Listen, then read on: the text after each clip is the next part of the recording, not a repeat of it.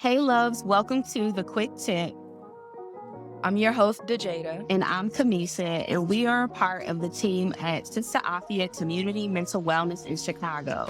The Quick Tip is a podcast where we discuss relatable topics in Black women's mental wellness. We provide thoughtful reflections, quick tips, and leave you with some things to take action on to improve your mental wellness. Sit back, relax, and enjoy the podcast. Hey everyone, welcome back to the Quick Tip Podcast. This is your host, Kamisha. I'm Dejada. And I'm Taylor. And today we are going to be talking about redefining self-care. And we have our guest here, Taylor Elyse Morrison, who's going to give us some great insight about self-care and how we can all enhance it on our wellness journey. So self-care is a word that we hear quite often in so many spaces, whether it's at work or with our conversations with our girlfriends. Self-care is a topic of conversation, but we always don't know how to practice it in ways that align with our needs and our well-being. We're excited to have Taylor here, who is redefining self-care through her company Inner Workout and her recently published book, Inner Workout. So Taylor Elyse Morrison is an author, facilitator, and coach, making well-being and personal development more accessible through her company Inner Workout and her book of the same name. Taylor supports people's journeys to know, care for, and become their full selves. Thanks for introducing Taylor, Kamisha, and thanks for joining us, Taylor, today on the Quick Tip Podcast. So I'm going to start out with asking you a question of just telling us a little about yourself and your self-care journey. Yeah. Well, first of all, thank you so much for having me. And my self-care journey really started from a place of necessity. I always like to tell people that I'm not naturally good at self-care. I think people sometimes hear my voice and they'll be like, oh, your voice is so calming and you talk about self-care. You must be so good at this. And really, my natural tendency is to be a workaholic, a perfectionist, someone who does not prioritize caring for myself. And things really came to a head. I talk about this in the book, but I had this moment on a Sunday night where I was trying to plan for the week, and I had a lot going on at that time. I was working full time. I had a side hustle. I was volunteering for multiple nonprofits and had just gotten married. And instead of planning, I found myself really starting to panic and wonder how I was going to get everything done. And I did something really uncharacteristic for me, which was that I decided, you know what? Instead of trying to sit here with my planner and my laptop, I'm going to take a bath. And it felt so good that I kept doing it. Every Sunday night, it was really my first self-care ritual. And over time, when I wanted that feeling not on a Sunday night, I realized that, yes, the bath was wonderful, but it wasn't about the bath. What was important about that is that I was listening within and responding in the most loving way possible. And that became the definition of self-care that I use personally and that we use at Inner Workout. And every single day, I'm still working to practice what I preach, to listen within and to respond with love. And you just gave your definition of self-care, but how is your approach to self-care maybe more accessible to people than maybe other definitions of self-care? Yeah, what I like about the definition that we use for self-care, listening within and responding in the most loving way possible, is that it's very not prescriptive. It doesn't say how much time you need to spend. It doesn't say what activity you need to be doing. The only thing it's saying is you need to be having a conversation with yourself. And when we talk about responding with love, I'm always thinking about how we can respond with love using the resources available to us. So I think it makes it accessible because there's always a way to respond with love in any given situation, no matter how much time or energy or other resources we have available to us. I also think that thinking about it as a conversation rather than a specific list of things you're supposed to follow or a checklist or some formula you're supposed to fit yourself into, is really allows you to create an approach to self-care that meets your needs and your preferences rather than again, I always picture like us trying to like shift and change ourselves into the way that we see self-care talked about in kind of the dominant culture, which is a lot about spending money, which is a lot about spending a lot of time. And not everyone has it like that. And also, even if you do, like, you should be able to be in conversation with yourself and practice self care outside of just spending a lot of money and time. So you just mentioned some challenges people may face when it comes to taking time for self-care, such as money, and also just trying to do self-care the way it looks for other people with lists or just things that don't work for them. Are there any other common challenges that Black women may experience when it comes to making self-care an integral part in their lives? Yeah. So I think a couple of things. I think everyone tends to struggle with the money, the time, the thinking that it has to be a certain way, which really can get to the root of like a lack of self-trust. And this isn't from a Mhm. place of vilifying us as Black women, because a lot of times when we look at how self-care is talked about, it's conceptualized by people who don't look like us, who don't have our specific challenges, sometimes by people who didn't study us. And so they're making these general statements, but maybe didn't include enough Black women in how they're thinking about things. Um, the other thing that I see a lot of Black women specifically fall into is this idea of being the strong friend. And on my podcast, we just are wrapping up a season all about being the strong friend. You may be familiar where we're like, check in on your strong friends. And I think Black women, especially, are socialized to be the strong friend, to be there for everyone else, to deprioritize our needs, our wants, and our desires, and to prioritize what everyone else needs. And so that can make it feel really selfish to do anything for ourselves. And it can make it feel really vulnerable for us to receive and to ask for support from other people.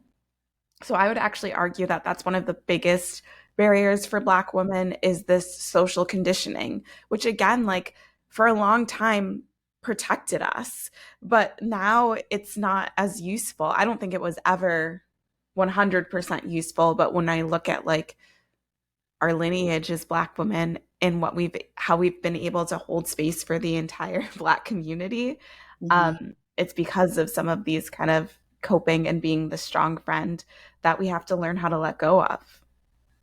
Mm. Yeah, absolutely. And one of the things that we can see, especially like in the mental health space, are these being the strong friend, how it can manifest into mental health or physical health challenges.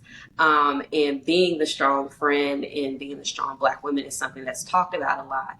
But the wear and tear that it does on our minds, our bodies, and spirits, it it happens, right? And it manifests itself. So it makes it even more important to make sure that we are pouring into ourselves and that we're making time for our own wellness and our own healing because of the effects of all the things that people may be dealing with or may be carrying.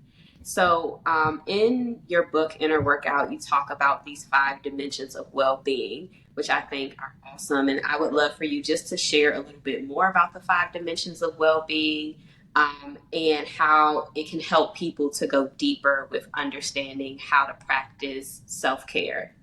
Yeah.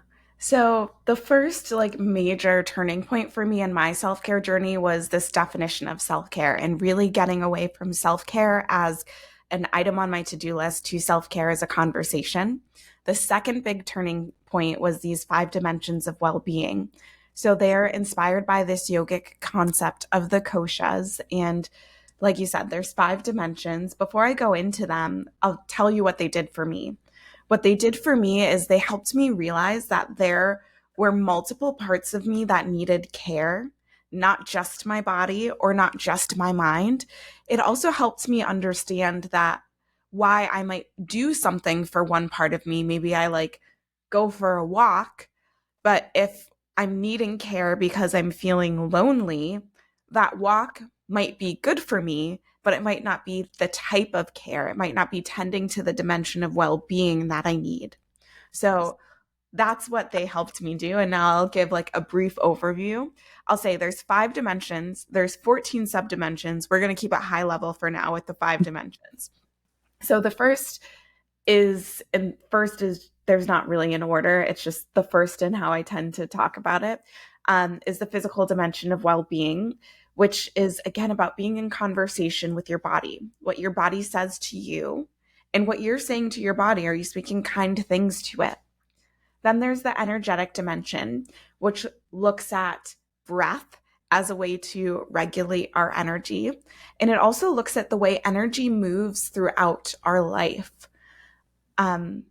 in the interactions that we have with people, in the tasks that we're doing. Then we have the mental and emotional dimension of well-being. That's 2 dimensions, or 1 dimension, mental and emotional. It's got 2 words, but 1 dimension. And it looks at how you use your brain. Are you challenging it? Are you giving it nourishing, so to speak, food? How you're able to acknowledge and move through your emotions. And then also that's supported by sleep, because sleep, yes, affects our physical body, but it also affects our ability to think. It affects our ability to process emotions. Then we have the wisdom dimension of well-being, which is about you being able to access your inner wisdom. So in the present moment, because I firmly believe that we're most powerful when we're most present. And unfortunately, we live in a society that has the smartest people in the world trying to distract us by ads and by social media apps and all these different things. So cultivating our ability to be present, to trust ourselves as we're hearing from our inner wisdom, and then ultimately to take aligned action. Because it's one thing to be like, okay, inner wisdom, I hear you. This is what I'm supposed to do. Quite another thing to actually do it. And then the last piece is the bliss dimension, which is really about connection, like a deep connection to the truest expression of you, a deep connection to a community or multiple communities, and a connection to something bigger than you, whether you do that through religion and spirituality, or by getting outside in nature, or by having like a deeply held set of values. So those are the 5 dimensions of well-being in kind of a Spark Notes version. Wow, thanks for sharing, Taylor. One, because there are times where I feel like I'm doing something for myself, like resting, but even after resting, I feel like there's something else that I need to nourish my body with. And so I'm definitely gonna go read and work out and pay a lot of attention to the 5 dimensions and check out the 14 that are underneath that. Can you share more about inner workout and your coaching program? Like, how do people embody self-care from learning from you? Yeah. So Inner Workout as a company, we're actually in the midst of some changes, some exciting things that I can't fully talk about yet. But as a company, our goal is to make well-being easier for people. And we've got some great like free public facing things, which is our Self-Care Sundays newsletter, our Inner Warm Up podcast, and then also our Take Care assessment, which you can answer 75 questions and measures your well-being across 5 dimensions, and it gives you some personalized practices based on your results. So those are things that you can do like any day, anytime to support yourself. We have what are called our shift sessions, which are 60-minute coaching sessions where you take the assessment before and then we go through your results. And it's a session where we figure out like what is the one thing that you could do that would actually make a major ripple effect into the rest of your well-being. Because I'll speak from the I can get really excited and be like, okay, I'm going to make a change in my life. And I try and change everything at once. And then I end up reverting back to what is normal. So these shift sessions are trying to find that like one impactful shift for you. And then we've got something exciting coming out that I wish I could fully share, but all I can say is like, Come on, tell us, Taylor. yeah, I know you can. But. that will provide a lot of like support, day-to-day support, and helping you care for yourself, build skills related to self-care, and use your phone as a tool to support your self-care. That's the hint that I'll give you. Okay. I think we got it. I think we know what it is. Cough, cough. And can you, if you're able to, because I know with coaching programs there can sometimes be confidentiality, but through your coaching program, how do you see people transform from using inner workouts approach and just having the space to work more deeply in terms of how to embody and embrace self-care? Yeah. It's fun that you asked this because when I do like a longer term coaching program, I'll send a gift at the end, and I like to hand pick gifts based on like what comes up in the conversation. And so for one of the people, a big theme for them was giving themselves permission and really starting to sift through all these unwritten rules that they'd had for themselves and what they need to do in their career and when they need to do things, and to give themselves a lot of permission to take care of themselves from like a self-care perspective, but also approach their life and their career in a way that was supportive for them. So that was really cool just to see this shift in, oh, these are all someday things, to no, I actually am really clear on what I want, and I'm thinking really creatively of how I can incorporate some of those things into my daily life now. It's funny because for a lot of people, there ends up being some type of shift in their career, whether it's how they're approaching it or what they're doing next. And it's like self-care coaching. We don't talk about it as career coaching, but I do like to joke that like you can't spell career without care. And I think it might just be because we spend so much of our time in our jobs that when you start really thinking about what it means to care for yourself, there ends up being some type of shift that's made in your career, whether it's like getting a new job or advocating for yourself more or these different things. So that's been a ripple effect. I think almost everyone who's gone through the program has had some type of shift in their career. Wow. That's so interesting to hear. But I will say, like, I've been in positions where changing jobs or speaking up for myself, things have changed, or like I felt less attached to my job and more as an individual. Even if that means like saying, hey, I can't be here for 8 hours every day behind a desk. Like, I need to be able to get out and take a walk just to connect with myself in the middle of the day. So that's definitely understandable, but also shocking to hear that a lot of people who are in your coaching program typically has a career shift in some way. But again, thank you so much for joining us, Taylor. Can you share with us how people can stay connected to you and your work?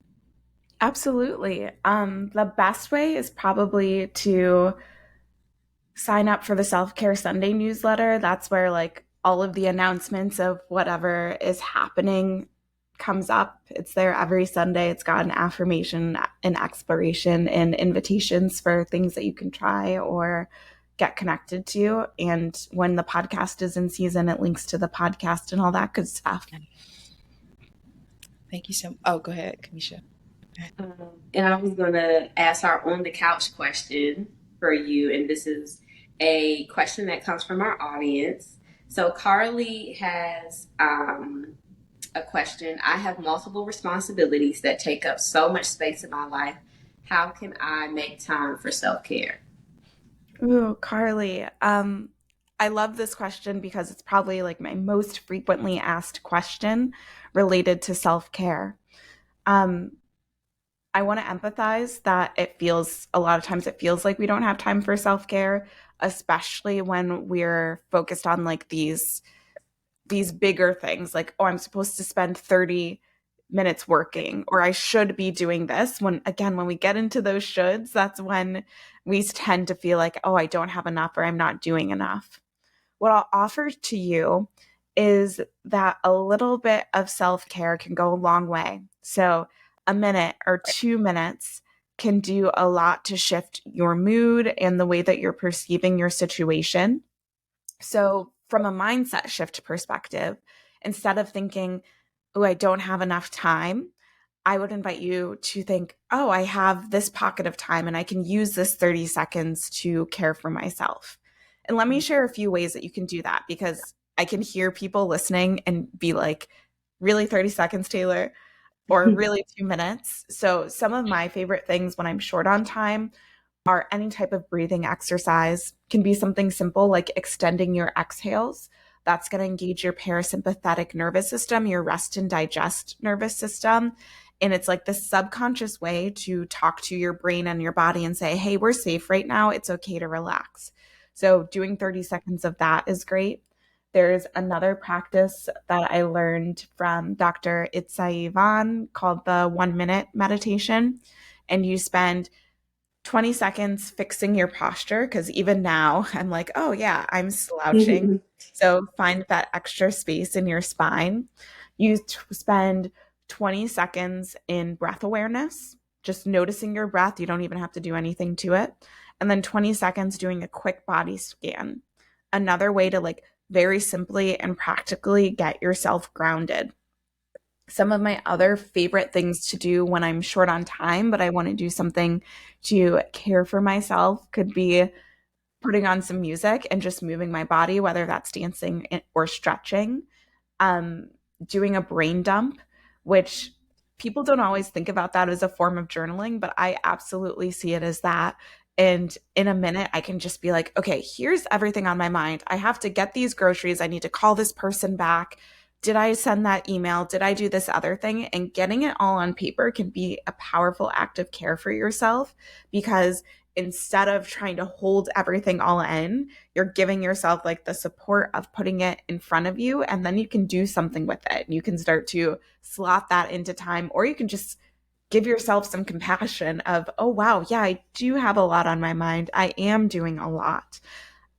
Thank you for all that you're doing. So those are just a few ways that you can practice self-care when you're short on time. And I would just really, really encourage you to honor the time that you're spending on self-care, even if it feels like a tiny amount, instead of being like, oh, I should be doing so much more.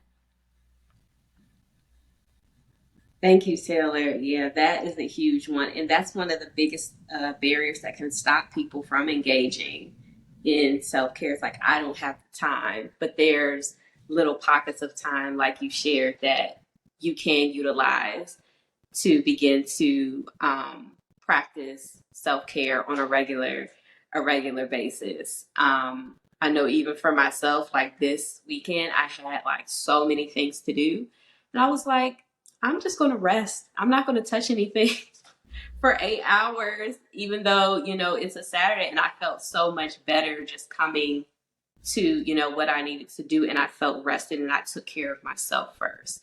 And so I think that's also something that's important, is that we deserve to take care of ourselves first before anything else. So now we're going to do some quick tips. So just leaving some quick tips or nuggets for people as they're leaving our podcast conversation. So I'll start with Dejada. Any quick tips that you want to leave people? Yes. My quick tip actually has to do with Taylor and her workout. I'm suggesting that y'all pick up the book and also sign up for Self Care Sunday newsletter, because I'm definitely doing both of those things after this podcast. Taylor, any quick tips that you have for people? I would say my quick tip is don't look at your phone first thing in the morning. I find that even if I can or just only look at it to see what time it is and then throw it on the other side of the room. But if I can not look at my phone first thing and do some quick journaling or some quick breathing or something, that's like a tangible way that I can show myself that I'm the priority, not whatever's in my phone, whether it's social media or my email or text from other people. Thank you, Jada and Taylor. And then my final quick tip is to do things that bring you joy outside of work. I know we talked about work just a little bit and how much it takes time out of our schedules. And so I think a way to practice caring for ourselves is to do other things outside of what we can produce, so that we feel full and well. So thank you all for listening to this episode of the Quick Tip Podcast. Again, this is a part of our self-care and self-worth series. We'll have more episodes focused on these topics. Thank you again, Taylor. We'll include how people can get connected to you in the show notes.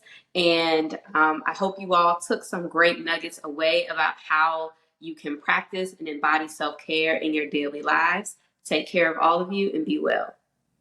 Bye. Thank you for tuning in to the Quick Tip Podcast with Sista Afya. Stay connected with us by following us on Instagram and Facebook at Sista Afya. Join us for one of our upcoming groups, classes, or workshops, and sign up for therapy if you're an Illinois resident at www.sistaafya.com/services. And if you enjoyed this episode, do us a favor and leave us a 5-star review on Apple Podcasts. We greatly appreciate you for being a part of our community, and we look forward to connecting with you soon. Take care.